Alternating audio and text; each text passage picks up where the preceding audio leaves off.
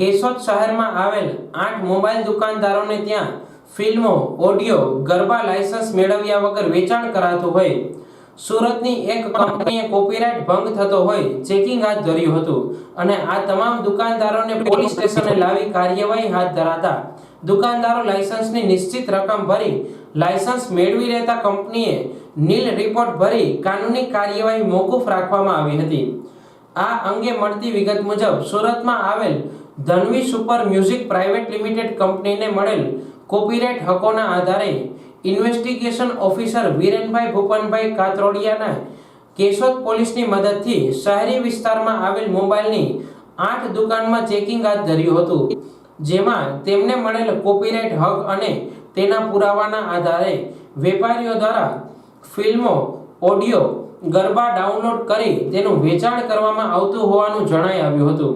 તપાસ અધિકારીએ તમામ 8 દુકાનદારોને કોમ્પ્યુટર, CPU સહિત મુદ્દામાલ સાથે પોલીસ સ્ટેશને બોલાવ્યા હતા અને તેમના વિરુદ્ધ કોપીરાઇટ દંડનીય કાર્યવાહી શરૂ કરી હતી।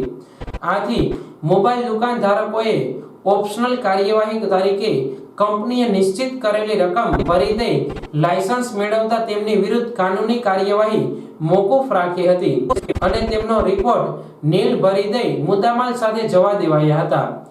આ અંગે કોપીરાઇટ કંપનીના ઇન્વેસ્ટિગેશન અધિકારીએ તમામ 8 મોબાઈલ દુકાનદારોને 12,000 જેવી ફીની રકમ ગૂગલ પે થી ભરાવડાવી લાયસન્સ ઇસ્યુ કરી દીધાની જાણકારી આપી હતી। મારું નામ વીરેન કાતરોડિયા છે। હું ધ્વની સુપર મ્યુઝિક પ્રાઇવેટ લિમિટેડ કંપનીમાં ડાયરેક્ટર તરીકે ફરજ બજાવું છું। કેશોદ વિસ્તારમાં આજરોજ અમે અમારી ટીમ સાથે જે ચેકિંગ કરવામાં આવ્યું છે, જે દુકાનદારો પોતાના કોમ્પ્યુટરમાંથી વગર લાયસન્સે અમારી કંપનીના ગીતો છે, વિડીયો છે, આલ્બમ છે, મૂવીઝ છે, જે અમારી કંપનીની વગર પરવાનગીએ લોકોને જે ધંધાકીય હેતુસર વેચાણ કરે છે તે બાબતે કોપીરાઇટ એક્ટ મુજબની કાર્યવાહી કરવા આવેલા હતા। 8 દુકાનો હતી આપણા કેશોદ વિસ્તારની અંદર। 8 દુકાનોને અમારી કંપનીના લાયસન્સ લઈ અને કાયદેસર વેપાર કરવા માટે મંજૂરી આપેલ છે।